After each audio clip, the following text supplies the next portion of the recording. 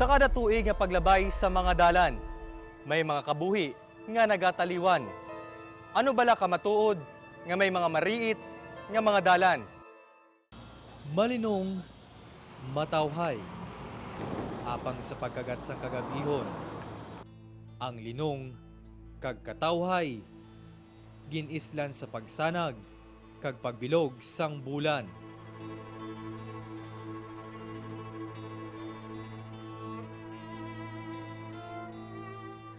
Kagahon, Domingo nga adlaw, isa ka disgrasya ang natabo sa siningadalan. Kagang biktima, mayor sang isa ka syudad. Ang iningagasgas sa pader, ang ginbilin nga palatandaan sang aksidente. Ano ay hanang rason sang aksidente?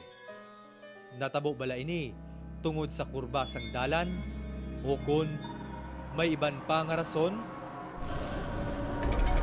Ano bala ang misteryo sa sini nga dalan? Pirmi ini ginaagyan sang mga salakyan, tumandok man sang lugar o kun sang mga pangayaw. May mga huring-huring, nga hindi lang kuno mga salakyan ang nagaagi diri, kundi may ara pa sang iban nga tinuga.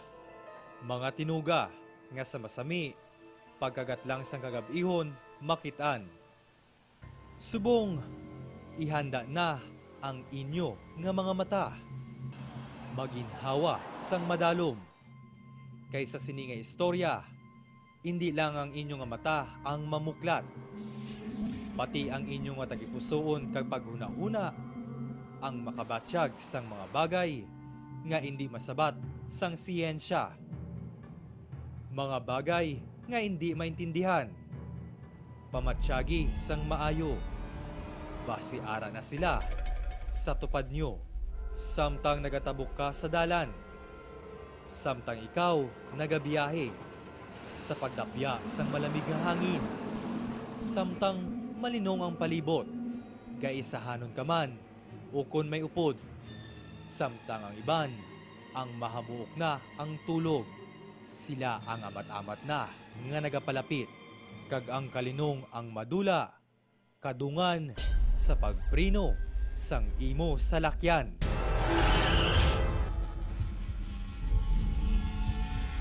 Isa kakagab-ihon.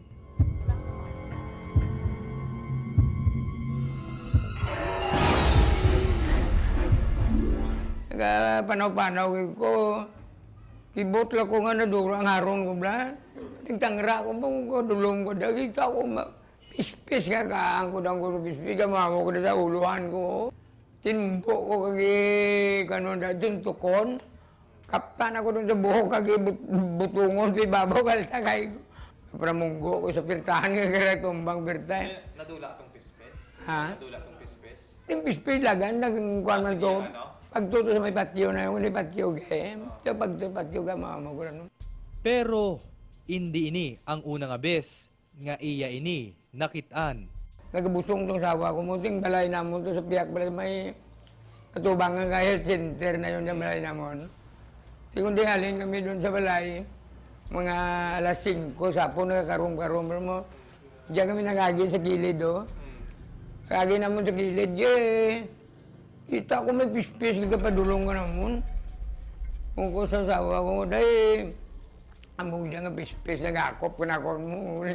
Kung ulintidog na bantayan na dati ka busong basawa ko. Nagapatilit lang ka mga marikit ang dalan niya. May white lady. Duro-duro na siya. Duro-duro siya na sinte mo. Nga bago ka lang nakaagib lalo sa muning lugar. Ilaban kita di mo kabisado ang pan mo. Dalan. Dalan no. Amo na laban ka panday discuss eh. Mga kadalas doon sir, tarabok na ginatos sa kabayo lang. Murang nagasaralang, kaya magpatulong. Sobra 20 bilong na pangramatay. Alis ang una? 30. Sobra 30 no? Mga once in every 6 months, may nagaka-aksidente kita.